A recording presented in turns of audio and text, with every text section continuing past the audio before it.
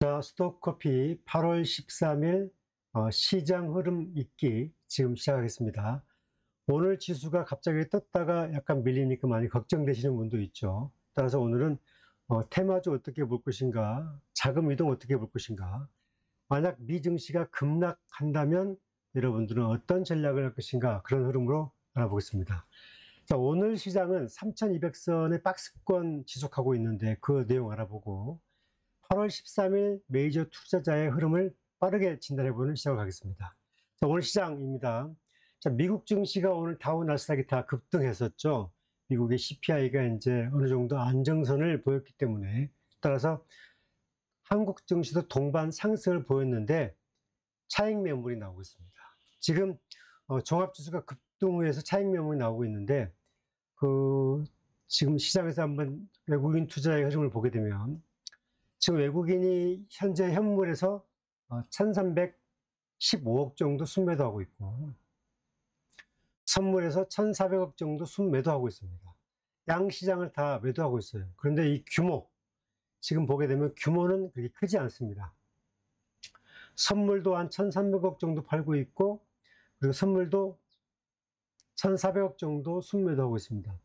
만약에 지수를 낮추려고 했다면 아마 매도 포지션 규모가 이 10시가 넘어서 시장에서는 한 3천억 이상 나올 수도 있었습니다. 하지만 최근에 외국인의 방향성은 우리 시장을 긍정적으로 보는 각도는 유지하고 있다. 그렇게 저는 판단하고 있습니다. 자, 종합지수가 이제 급등 후 차익 매물이 나오고 있기 때문에 밀리고 있는데 현재 외국인들은 관심도는 유지하고 있다. 이 말은 한국 증시를 그대로 긍정적으로 보고 있다. 이렇게 해석을 합니다. 그리고 오늘 시장의 특징은 이제 하이닉스의 강세예요. 하이닉스가 오늘 강세 흐름을 보이고 있는데, 하이닉스가 보면 지금 하이닉스가, 주당 한 6,500원 올라서 27만 5천원 가고 있고, 또 삼성전자가 600원 올라서 7만 1,700원 가고 있습니다. 이렇게 그 하이닉스와 삼성전자가 강하고 있는 흐름이 지수를 지금 마이너스로 가지 않고 버텨주고 있는 굳건한 버팀목이다. 이렇게 봐야 되고, 그리고 하이닉스가 이제 30만 원대 갔다가 지금 25만 원대가 밀렸다가 반등 주고 있는 흐름은 하이닉스의 영업이익 흐름이 아직도 계속 뭐 수조 원씩 나오는 과정이에요. 그래서 주가는 치고 오르지 못하지만 박스권에서 계속 오르락내리락 하는 그런 과정에 있다. 그리고 삼성전자는 의외로 7만 전자를 강하게 유지하면서 8만 전자를 가기 위한 그런 과정 속에 있기 때문에 하이닉스가 여전히 긍정적 흐름에서 움직이고 있다.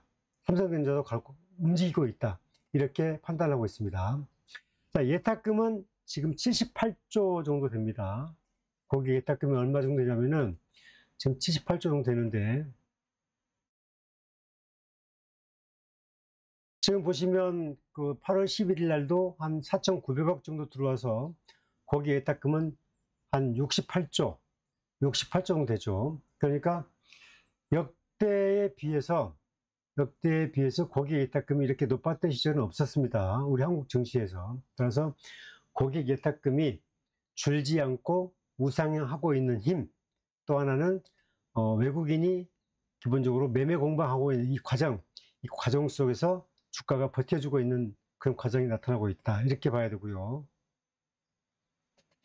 이 고객 예탁금은 당분간 계속 우상향 사이클로 갈 가능성이 크다. 저는 그렇게 보고 있습니다. 지금 코스피가 5포인트 올라서 3,195포인트, 그리고 코스닥이 0.4 올라서 807이죠. 이 부분은 외국인의 현 선물, 이 동향에 따라서, 그 다음에 반도체 하이닉스 삼성전자의 흐름에 따라서 주가의 오름폭이 움직일 수 있다. 이렇게 봐야 되고, 전형적인 박스권 테마 순환시장이다. 이렇게 보고 있습니다. 지금 이제 그 테마주의 흐름을 보면, 이 방산주가 지금 차익 매물이 나오고 있잖아요. 제가 상단 정체 현상을 겪고 있는 이 테마주들은 매수하면 안 되고 3개월, 6개월 사이클을 봐야 된다고 했는데 역시 그런 사이클로 가고 있습니다. 지금 그 LIG 넥스원이 50만 원이 무너졌고 현대로템도 75,000원이 무너졌고, 그 다음에 하나 에어로스페이스도 82만 원이 무너졌습니다. 지금 LIG 넥슨을 보시게 되면, 지금 보시면 일봉에서 65만 원까지 갔던 종목이 이렇게 지금 상단 정책 겪고 나다가 밀렸잖아요. 이 밀리는 흐름은 어떻게 보면 외국인이 차익 매물을 계속 내놓고 있다고 봐야 돼요. 기관도 마찬가지고. 한번 꼭지를 찍은 테마, 적어도 2년간, 적어도 2년간 올랐던 테마주, 이렇게 2년간 쭉 이렇게 올랐던, 2년 반 동안 올랐던 테마주는 이제 적어도 최소한 6개월 정도는 23년도부터 시작됐죠.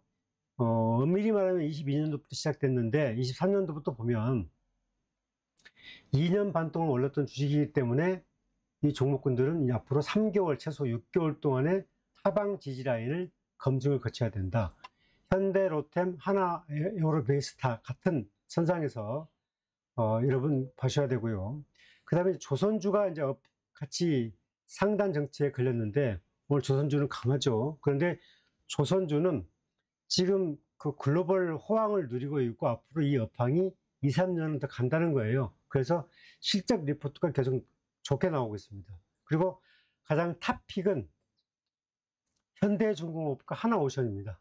하나오션은 이제 미국의 법인을 진출을 해서 수익성 구조를 더 높이는 그런 과정이 있기 때문에 하나오션이 탑픽인데 이 종목군도 상단 정체는 맞아요. 그래서 3개월, 6개월 동안의 하방 지지를 보는데 여러분 이제 투자의 감각으로서 3개월을 볼 거냐 아니면 6개월을 볼 거냐는 여러분들이 투자의 감각으로 판단하셔야 되는데 현대중공업과 하나오션은 앞으로 2년간의 리포트들도 매우 우상향 더 실적이 좋아지는 흐름이 나타나고 있다. 그래서 이 종목군들은 분기마다 실적의 검증을 받으면서 점프하는 그런 주가의 움직임이 나올 수 있을 것이다. 이렇게 보고 있습니다. 이제 엔터주의 특징. 자, 엔터주도 이제 오늘 흐름을 보시면 제가 늘 얘기했지만 엔터주는 6개월 선행합니다. 피크가.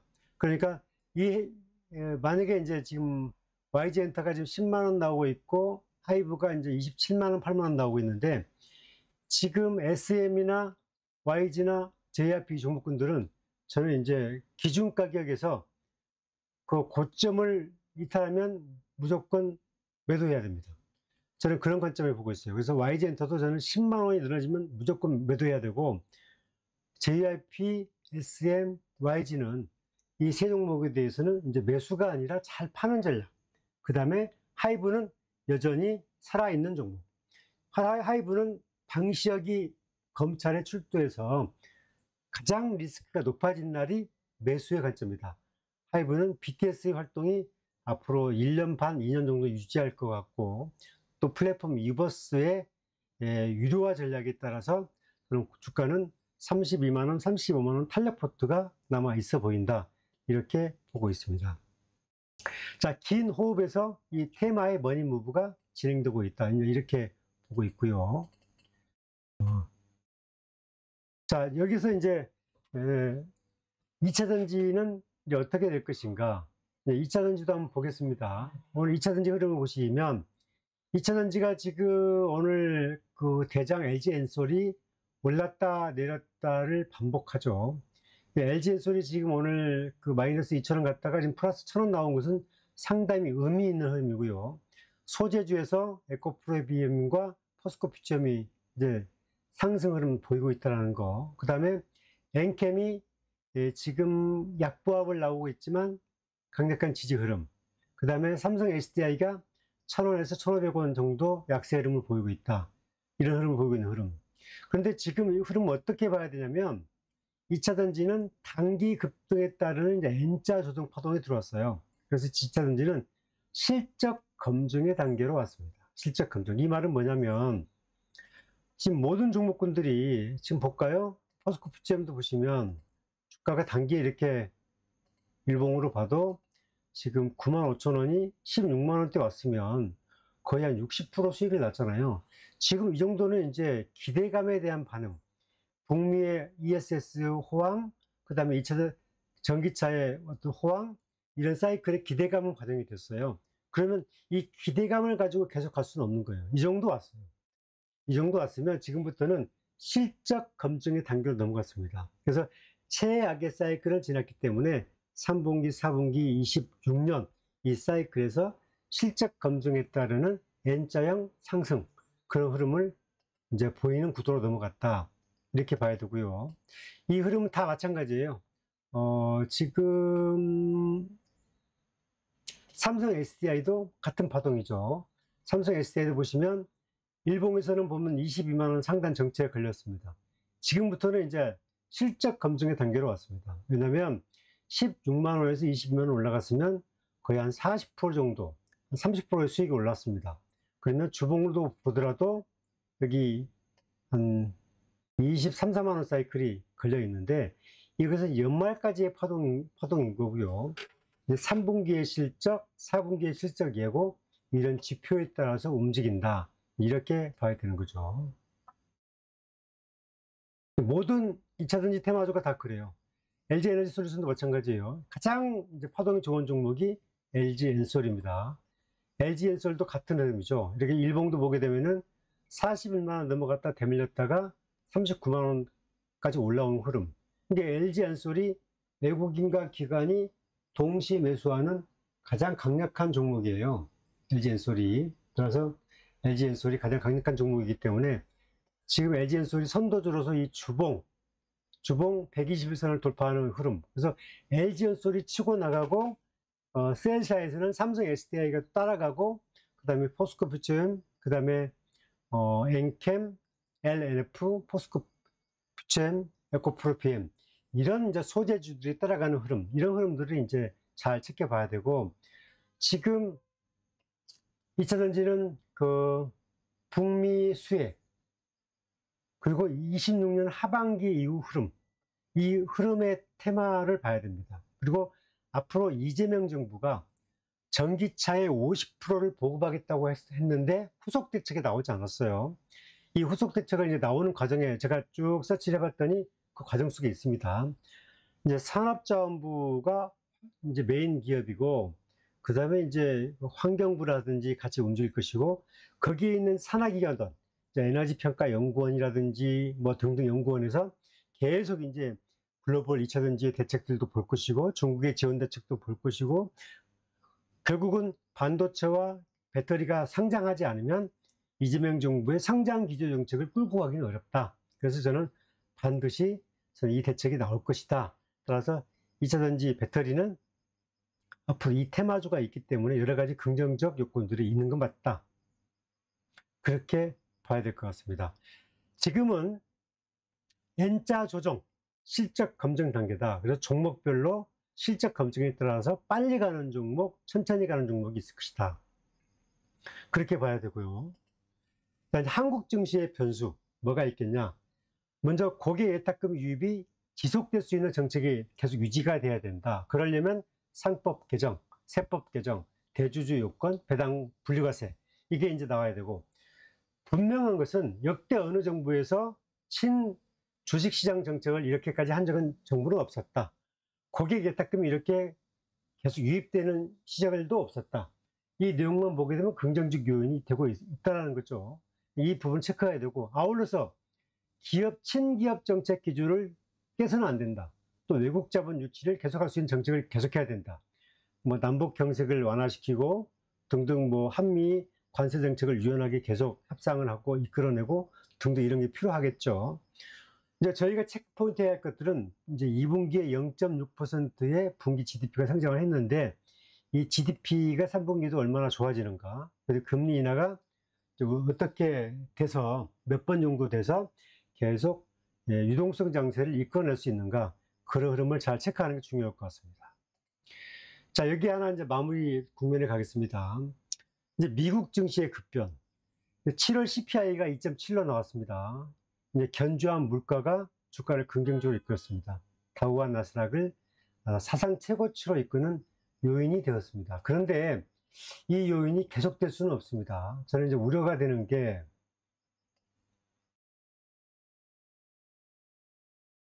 여러분 보시는 이제 이 미국 증시 다우지수 보시면, 다우지수가 월봉 보시면 이렇게 역대 가장 5년치를 보더라도 역대 최고치에 가 있잖아요. 다우지수가. 이 흐름이 와 있으면 결국은 이제 지표가 받쳐지지 못하면 실적은 이제 떨어진다. 나스닥은 이제 역대 최고치에 와 있습니다. 21,600포인트. 이렇게 와 있다는 얘기죠. 자, 이렇게 와 있으면 이게 이제 계속 유지가 되려면 고용, 물가, 소비, 이런 것들이 다 안정화돼야 돼요. 이게 안정화돼요. 또 계속 상승해야 돼요. 좋아져야 돼요. 그런데 시장은 상승, 하락, 상승, 하락 이렇게 되잖아요. 그러면 이 시장은 호재보다는 악재에 민감한 시장이 됩니다. 악재.